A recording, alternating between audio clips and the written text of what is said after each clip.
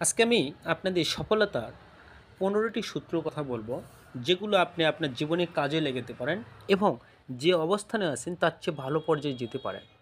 এই কথাগুলো অনেক সুন্দর এবং ভালো। আপনারা দেখতে থাকুন, চোখ বুলিয়ে নিন।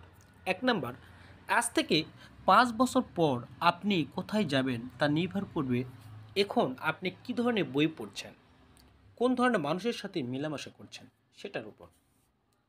নাম্বার 2, এডিসন বলেন সাফল্য হলো 95% কঠোর পরিশ্রম আর 5% অনুপ্রেরণার ফসল। নাম্বার 3, যে ব্যক্তি পড়তে পারে কিন্তু পড়ে না আর যে ব্যক্তি পড়তে পারে না, দুয়েই সমান।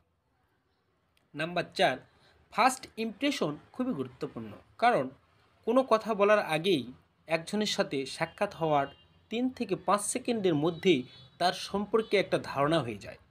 ইংলিশে একটা কথা আছে, we never gate A second chance to make the first impression. আরও বাকিগুলো দেখতে আমার ইউটিউব চ্যানেলে চোখ রাখুন, আমি লিঙ্ক দিয়ে রেখেছি, কমেন্টে বিস্তারিত দেখুন। নাম্বার 5, আপনি কি অর্জন করেছেন সাফল্যে মাপার মানদণ্ড সেটা নয়, বরং আপনি পড়ে যাওয়ার পর কতবার ঘুরিয়ে দাঁড়িয়েছেন সেটাই বিষয়। নাম্বার 6, পরাজয়ের ভয় পরাজয়ের চেয়েও খারাপ। নাম্বার 7, একটা পরাজয় আরও পরাজয়ের জন্ম দেয়, কারণ প্রত্যেকটা পরাজয়ের সাথে ব্যক্তি তার আত্মার মূল্য হারিয়ে ফেলে, যেটা পরবর্তী পরাজয়ের কারণ। নাম্বার 8, পরাজিতরা কোনো কিছু ঘটার অপেক্ষায় থাকে, তারা কখনোই কোনো কিছু ঘটাতে পারে না। নাম্বার 9, যে সব কিছু তৈরি পাওয়ার জন্য তৈরি সে জীবনে কিছু করতে পারে না। সফল ও ব্যর্থ উভয়ই দিনই 24 ঘন্টা।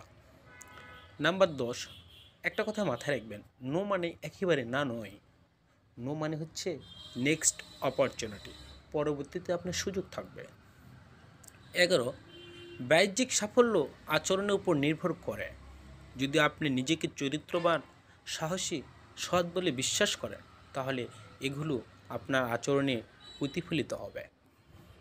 নাম্বার 12, জয়ী হতে হলে কি করতে হবে, বিজয়ীরা সেটার উপর গুরুত্ব দেয়, আর যারা বিজয় যা পারে সেটার উপর গুরুত্ব দেয়।